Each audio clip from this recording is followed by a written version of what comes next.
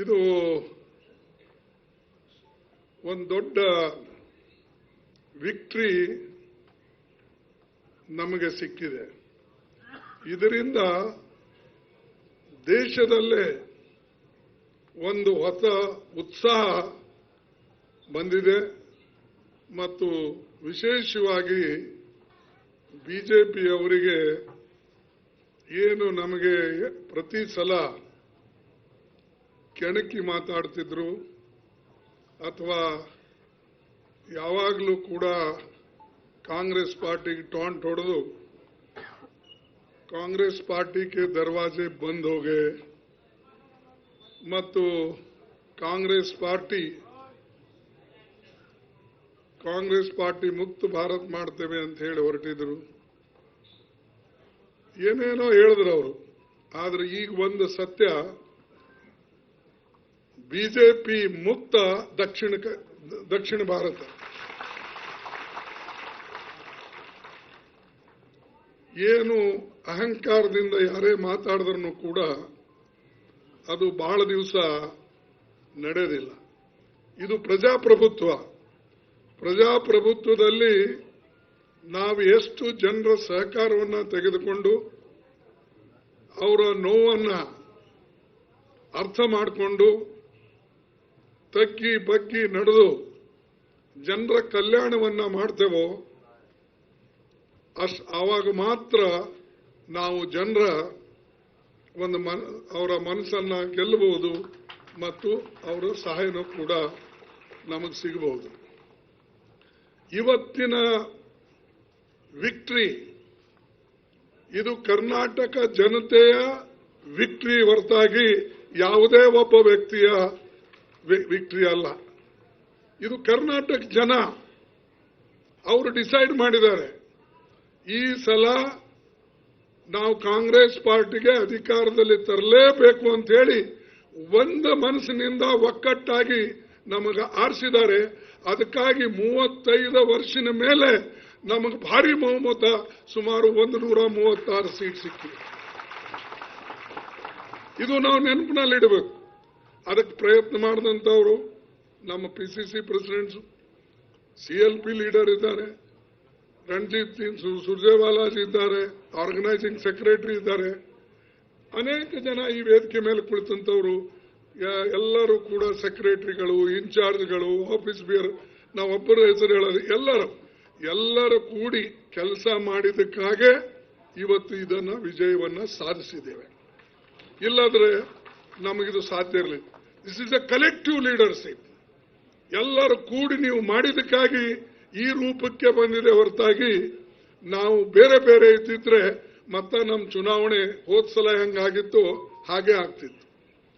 ಇವತ್ತು ನಿಮ್ಮಿಂದ ಕರ್ನಾಟಕ ಜನತೆಗೆ ನಾನು ನಮಸ್ಕಾರ ಮಾಡ್ತೇನೆ, ಧನ್ಯವಾದ ಹೇಳ್ತೇನೆ, ಕೈ ಜೋಡಿಸಿ ಹೇಳ್ತೇನೆ. ನಿಮ್ಮಿಂದ ಇವತ್ತು ದೇಶದಲ್ಲಿ ಪ್ರಜಾಪ್ರಭುತ್ವ ಉಳಿವಿಗಾಗಿ, ಸಂವಿಧಾನದ ರಕ್ಷಣೆಗಾಗಿ ನೀವು ಮುಂದೆ ಬಂದು ವೋಟ್ ಮಾಡಿದ್ರಿ. ಅದಕ್ಕಾಗಿ ನಿಮ್ಮೆಲ್ಲರಿಗೆ ನಾನು ಧನ್ಯವಾದ ಹೇಳ್ತೀನಿ. ಒಂದು ವೇಳೆ ಏನಾದರೂ ತಪ್ಪಿ ವ್ಯತ್ಯಾಸ ಆಗಿದ್ರೆ ಬಹುಶಃ ಬಹಳ ಇನ್ನೂ ಅಹಂಕಾರದಿಂದ ಬಿಜೆಪಿಯವರು ಹೇಳ್ಕೊಂಡು ಅಡ್ಡಾಡ್ತಿದ್ರು. ಮತ್ತು ಅದು ಏನಂದ್ರೆ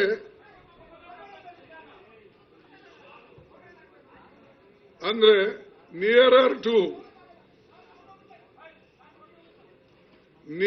ಟು ಡಿಕ್ಟೇಟರ್ಶಿಪ್ ಆಗ್ತಿತ್ತು. ಅದಕ್ಕೆ ಡೆಮಾಕ್ರಸಿ ದೇಶನಾಗ ಉಳಿಬೇಕು,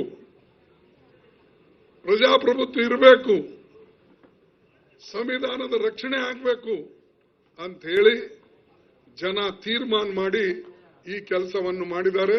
ಅದಕ್ಕಾಗಿ ಆ ಜನರಿಗೆ ನಾನು 100 ಸಲ ನನ್ನ ಧನ್ಯವಾದಗಳನ್ನು ಹೇಳ್ತೀನಿ. ಎರಡನೇದು, ಈಗ ನಮ್ಮ CLP ಲೀಡರ್ ಆಗಲಿ, PCC ಪ್ರೆಸಿಡೆಂಟ್ ಆಗಲಿ, ಆಫೀಸ್ ಬೇರೆಯವರು, ವರ್ಕಿಂಗ್ ಪ್ರೆಸಿಡೆಂಟ್ಸು, ಎಲ್ಲಕ್ಕಿಂತ ಹೆಚ್ಚು ನಮ್ಮ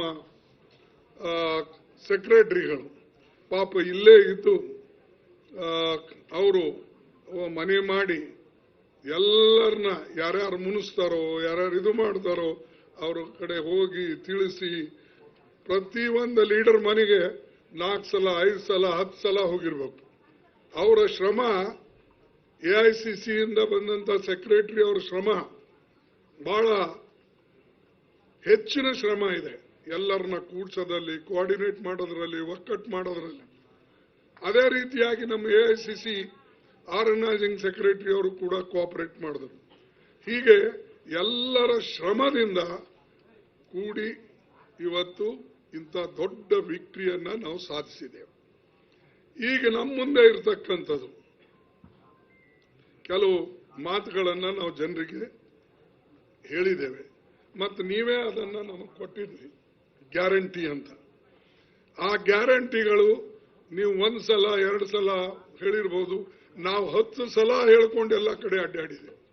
ಆ ಮರ್ಯಾದೆನ ಉಳಿಸಬೇಕು, ಅದು ನಿಮ್ಮ ಕೈಯಲ್ಲಿದೆ. ಆ ಕೆಲಸವನ್ನು ನೀವು ಮೊದಲನೇ ಕ್ಯಾಬಿನೆಟ್ನಲ್ಲಿ ಮಾಡಬೇಕು ಅಂತ ಹೇಳಿ ನಾನು ನಿಮಗೆ ಹೇಳ್ತೀನಿ.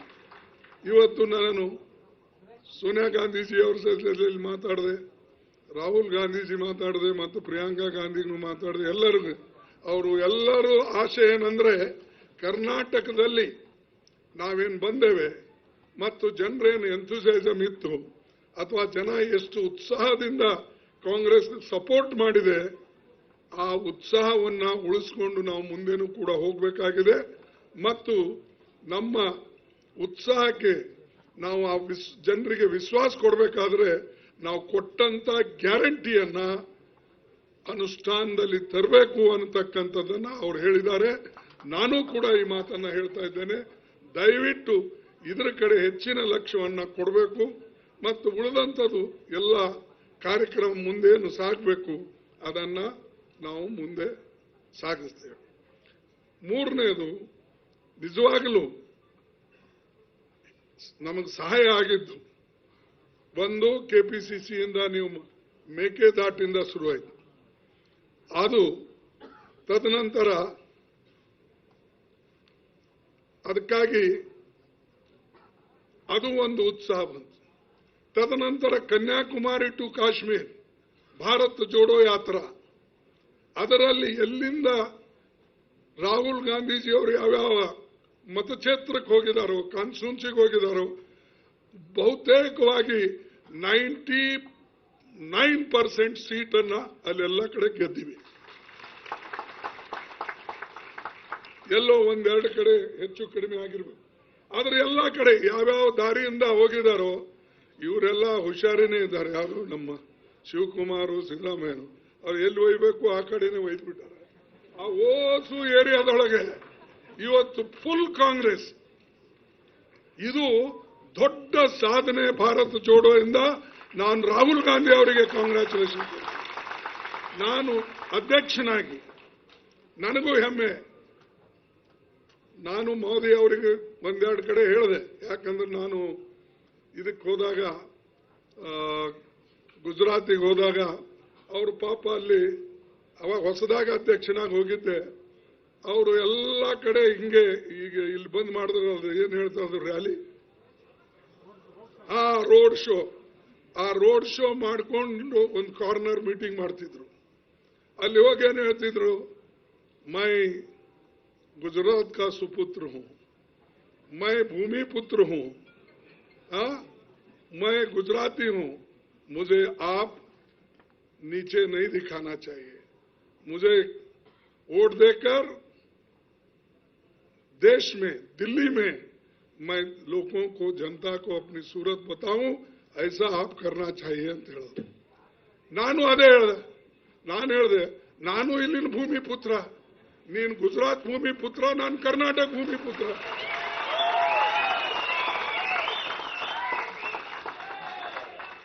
ಅದಕ್ಕಾಗಿ ನಿಮಗೇನು ಸ್ವಾಭಿಮಾನದಿಂದ ಜನ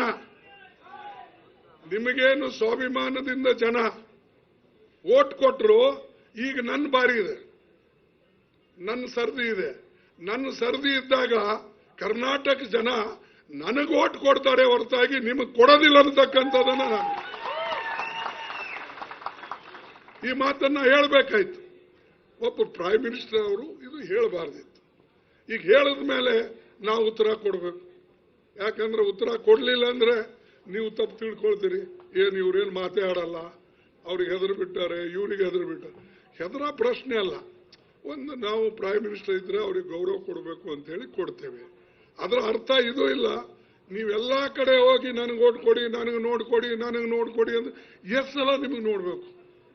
ಒಂದ್ ಸಲನೋ, 2 ಸಲನೋ, 3 ಸಲನೋ ನೋಡಾಯ್ತು. ಅದಕ್ಕೆ ಜನ ಅಂದ್ರು ನೋಡಿ ನೋಡಿ ನಮಗೆ ವಾಂತಿ ಆಗಿದೆ, ಅದಕ್ಕಾಗಿ ಇನ್ನು ಮೇಲೆ ನಾವು ನಿಮಗೆ ನೋಡೋದಿಲ್ಲ, ನಾವು ನೋಡೋದು ಬರೇ ಕರ್ನಾಟಕ ಜನರಿಗೆ ಅಂತೇಳಿ ಸಿದ್ದರಾಮಯ್ಯ ಅವರು ಶಿವಕುಮಾರ ನೇತೃತ್ವದಲ್ಲಿ ಇವತ್ತು ಈ ಸರ್ಕಾರ ಬರ್ತಿದೆ. ಅದಕ್ಕೆ ಬಂಧುಗಳೇ, ನಾನು ಹೇಳ್ತೀನಿ, ಈಗ ದೊಡ್ಡ ಜವಾಬ್ದಾರಿ ನಮ್ಮೆಲ್ಲರ ಮೇಲಿದೆ, ಅವ್ರ ಮೇಲೂ ಕೂಡ ಇದೆ. ಈ ಒಂದು ಸಾಧನೆ ನಾವು ಏನ್ ಮಾಡಿದ್ದೇವೆ ಇದು ಎಲ್ಲರಿಗೆ ಸೇರ್ತಕ್ಕಂಥದ್ದು. ಇದು ನಾನ್ ಮಾಡಿನೇ ನೀವ್ ಮಾಡಿ, ನೀವಿರ್ಲಿಲ್ಲ ಅಂದ್ರೆ ಇನ್ನೊಬ್ರು ಯಾರ ಇರ್ತಿರು, ನಾ ಇರ್ಲಿಲ್ಲ ಅಂದ್ರೆ ನನ್ನ ಜಾಗದಾಗ ಇನ್ನೊಬ್ರು ಯಾರಾದ್ರೂ ಇರ್ತಿದ್ರು. ಇದು ಸಹಜ. ಪೊಲಿಟಿಕಲ್ ಪಾರ್ಟಿ ಡೆಮೋಕ್ರಸಿಯಲ್ಲಿ ಅಥವಾ ಯಾವುದೇ ಪಾರ್ಟಿಯಲ್ಲಿ ಯಾರಾದ್ರೂ ಒಬ್ರು ನಾಯಕರು ಇರ್ತಾರೆ. ಆದರೆ ಆ ನಾಯಕರು ಪ್ರಾಮಾಣಿಕವಾಗಿ ಕೆಲಸ ಮಾಡಿದಾಗ ಇಂಥ ರಿಸಲ್ಟ್ಗಳು ಬರ್ತವೆ. ಅದಕ್ಕೆ ನಾನು ಅವರಿಬ್ಬರಿಗೂ ಕೂಡ ಮತ್ತು ಅವರ ಆಫೀಸ್ ಬೇರರ್ಸ್ ಎಲ್ಲರಿಗೂ ಕೂಡ AICC ವತಿಯಿಂದ ಅವರಿಗೆ ಹಾರ್ದಿಕವಾದಂತ ಅಭಿನಂದನೆಗಳನ್ನು ಸಲ್ಲಿಸ್ತೇನೆ.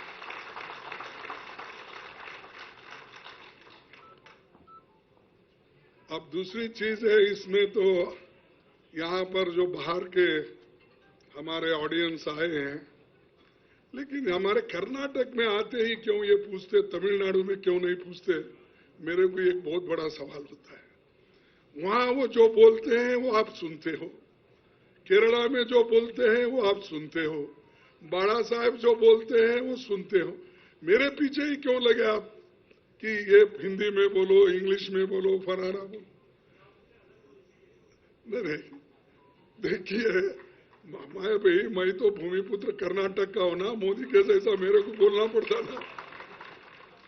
ठीक है, जो हमारे दोस्तों ने काम किया, कार्यकर्ताओं ने काम किया और मजबूती के साथ लड़ा, हर कार्यकर्ता को बूथ लेवल से लेकर PCC तक जो भी काम किए उन सभी को मैं धन्यवाद देता हूं। और ऐसे मुश्किल के वक्त में वो हमारे साथ खड़े हुए, लड़े, केसेस भी बहुत हमारे ऊपर हो गए और हमारे कार्यकर्ताओं को सताया गया, लीडरों को सताया गया। एक ही नहीं, इलेक्शन चल रहा है, शिव कुमार को नोटिस आती है आप आके अटेंड करो, यानी ये इलेक्शन चल रहा है मालूम है, फिर भी वो लोग सताने का नहीं छोड़े, हरासमेंट करने का नहीं छोड़े। लेकिन जनता इतनी होशियार है कर्नाटक की, इतनी मैच्योर्ड है, इतने प्रबुद्ध है कि उन्होंने ये सोचा कि इस बार हम किसी तरीके से कांग्रेस को ही जिताना है, कांग्रेस को जिता के रहेंगे। इसीलिए हमारे सभी लीडर्स, हम सभी लोग ये कहते थे कि हम 140-50 के आंकड़े पार करेंगे। तो थोड़े कुछ गलती हमारे से भी हो गई, कहीं कहीं टिकट बांटने में, कई जगह हमारे कार्यकर्ताओं ने, कार्यकर्ता नहीं जो कैंडिडेट होते हैं, समझ बूझ के वो काम नहीं निकाल लिए तो हुआ। लेकिन फिर भी मैं ये कहूंगा कि हमारे सारे AICC के सेक्रेटरीज और जनरल सेक्रेटरीज और यहाँ के PCC के लोग एकजुट होकर जो काम किए, ಈ ಸರ್ಕಾರ ಬರ್ತಿದೆ. ಅದಕ್ಕೆ ಬಂಧುಗಳೇ, ನಾನು ಹೇಳ್ತೀನಿ, ಈಗ ದೊಡ್ಡ ಜವಾಬ್ದಾರಿ ನಮ್ಮೆಲ್ಲರ ಮೇಲಿದೆ, ಅವ್ರ ಮೇಲೂ ಕೂಡ ಇದೆ. ಈ ಒಂದು ಸಾಧನೆ ನಾವು ಏನ್ ಮಾಡಿದ್ದೇವೆ ಇದು ಎಲ್ಲರಿಗೆ ಸೇರ್ತಕ್ಕಂಥದ್ದು. ಇದು ನಾನ್ ಮಾಡಿನೇ ನೀವ್ ಮಾಡಿ, ನೀವಿರ್ಲಿಲ್ಲ ಅಂದ್ರೆ ಇನ್ನೊಬ್ರು ಯಾರ ಇರ್ತಿರು, ನಾ ಇರ್ಲಿಲ್ಲ ಅಂದ್ರೆ ನನ್ನ ಜಾಗದಾಗ ಇನ್ನೊಬ್ರು ಯಾರಾದ್ರೂ ಇರ್ತಿರು. ಇದು ಸಹಜ. ಪೊಲಿಟಿಕಲ್ ಪಾರ್ಟಿ ಡೆಮೋಕ್ರಸಿಯಲ್ಲಿ ಅಥವಾ ಯಾವುದೇ ಪಾರ್ಟಿಯಲ್ಲಿ ಯಾರಾದ್ರೂ ಒಬ್ರು ನಾಯಕರು ಇರ್ತಾರೆ. ಆದರೆ ಆ ನಾಯಕರು ಪ್ರಾಮಾಣಿಕವಾಗಿ ಕೆಲಸ ಮಾಡಿದಾಗ ಇಂಥ ರಿಸಲ್ಟ್ಗಳು ಬರ್ತವೆ. ಅದಕ್ಕೆ ನಾನು ಅವರಿಬ್ಬರಿಗೂ ಕೂಡ ಮತ್ತು ಅವರ ಆಫೀಸ್ ಬೇರರ್ಸ್ ಎಲ್ಲರಿಗೂ ಕೂಡ ಎಐಸಿಸಿ ವತಿಯಿಂದ ಅವರಿಗೆ ಹಾರ್ದಿಕವಾದಂತ ಅಭಿನಂದನೆಗಳನ್ನು ಸಲ್ಲಿಸ್ತೀನಿ.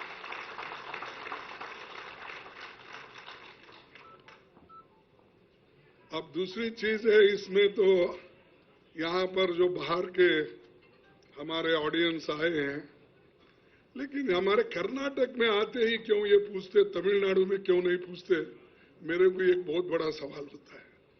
वहां वो जो बोलते हैं वो आप सुनते हो, केरला में जो बोलते हैं वो आप सुनते हो, बाड़ा साहब जो बोलते हैं वो सुनते हो. मेरे पीछे ही क्यों लगे आप कि ये हिंदी में बोलो, इंग्लिश में बोलो, फराना बोलो?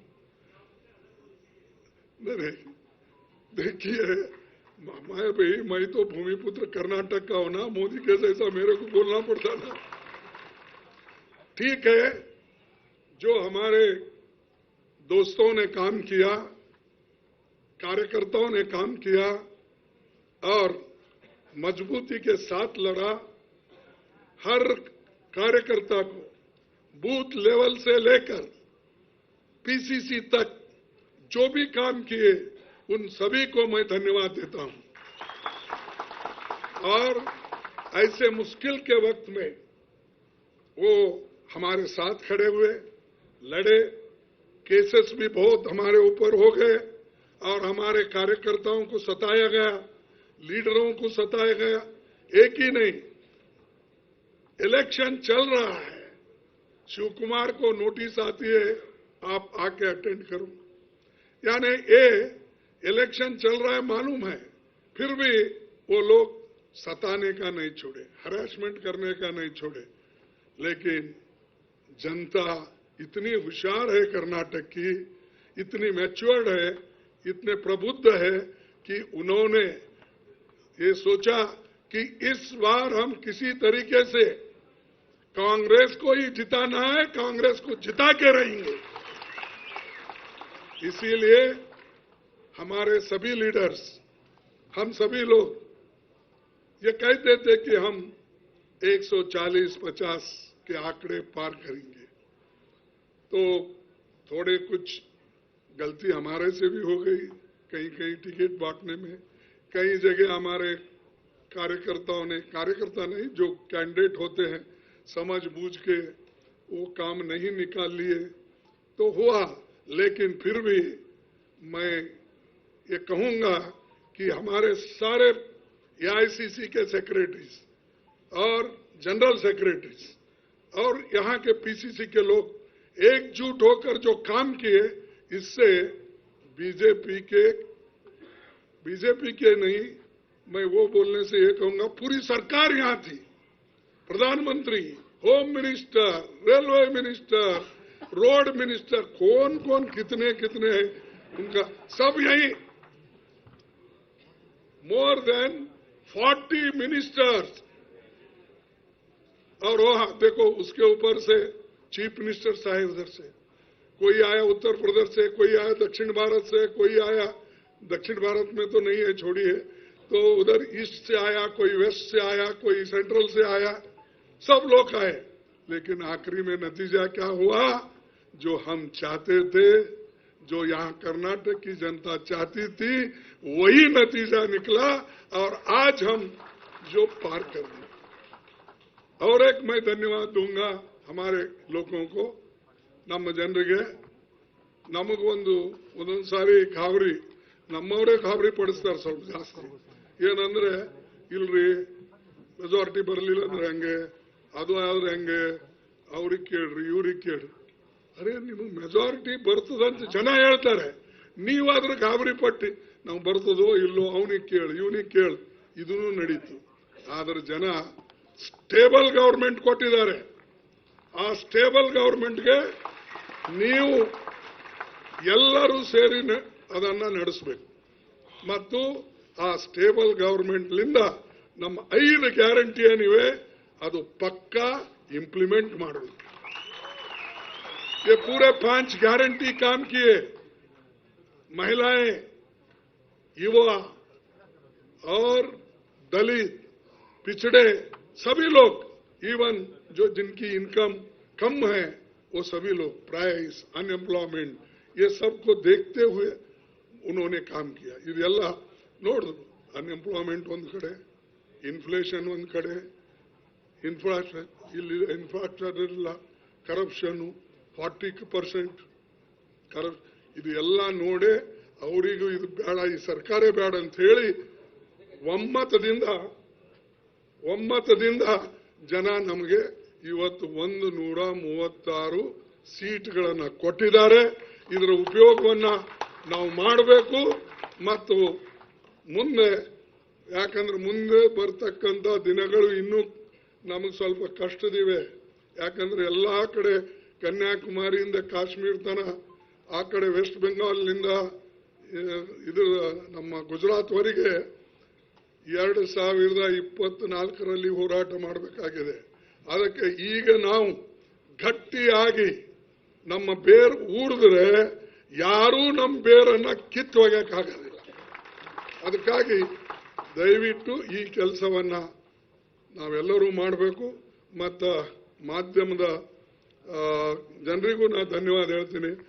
ಕೆಲವು ಜನ ನಮಗಂದ್ರೆ ಹೆಚ್ಚಿಗೆ ಕಡಿಮೆ ಇಲ್ಲ, ನಮಗೆಷ್ಟು ಸಿಗಬೇಕಾಗಿತ್ತು ಕೆಲವು ಸಲ ಸಿಕ್ಕಿದೆ, ಕೆಲವು ಸಲ ಸಿಗಲೇ ಇಲ್ಲ. ಆದ್ರೂ ಕೂಡ ನಾವು ಮೀಡಿಯಾ ಮೇಲೆ ದೂರದಿಲ್ಲ, ನಾವೆಲ್ಲರಿಗೂ ಸ್ವಾಗತ ಮಾಡೋದು. ಜೋ ದಿಯಾ ಉಸ್ಕಾ ಭಿ ಬಲ, ಜೋ ನೈ ದಿಯಾ ಉಸ್ಕಾ ಭಿ ಬಲ. ಅಂದ್ರೆ ನಮಗೆ ಯಾರು ವೋಟ್ ಕೊಟ್ಟರು ಅವ್ರಿಗೂ ಒಳ್ಳೇದಾಗ್ಲಿ, ಕೊಡದೇ ಇದ್ದವ್ರಿಗೂ ಒಳ್ಳೇದಾಗ್ಲಿ, ನಮ್ಮ ಪರ ಬರೆದವ್ರಿಗೂ ಒಳ್ಳೇದಾಗ್ಲಿ, ಬರಿದೇ ಇದ್ದವ್ರಿಗೂ ಒಳ್ಳೇದಾಗ್ಲಿ. ನಮಗೆ ಟಿವಿದಾಗ ಸ್ವಲ್ಪ ತೋರಿಸಿರ್ಬೋದು, ಮೋದಿ ಅವ್ರಿಗೆ 10 ಸಲ ತೋರಿಸಿರ್ಬೋದು, ಅವರಿಗೂ ಒಳ್ಳೇದಾಗ್ಲಿ. ಅದಕ್ಕಾಗಿ ನಮಗೀಗ ಮುಂದೆ ಕೆಲಸ ಮಾಡಿ ತೋರಿಸ್ಬೇಕಾಗ್ಯದ. ಟಿವಿದಾಗ ಬರ್ಬೇಕು ಇದು ಏನಿಲ್ಲ, ಟಿವಿ ಅವ್ರಿಗೆ ಬಿಡೋಣ, ಬೇರೆ ಎಲ್ಲ. ಆದ್ರೆ ನಾವು ಜನರ ಕೆಲಸ ಮಾಡೋದು, ಜನರ ಜೊತೆಯಲ್ಲಿ ಅವ್ರ ಸುಖ ದುಃಖದಲ್ಲಿ ಇದ್ದು, ಕಷ್ಟದಲ್ಲಿ ಇದ್ದು, ಮುಂದೆ ಬರ್ತಕ್ಕಂಥ ದೊಡ್ಡ ಚುನಾವಣೆ ಅಂದ್ರೆ we have won the battle, we have to win the war. That's why you all people should be united like this only. Then only we will win war. If you win the war, then country will be safe. Country will be safe. Otherwise, in one state we will be more powerful.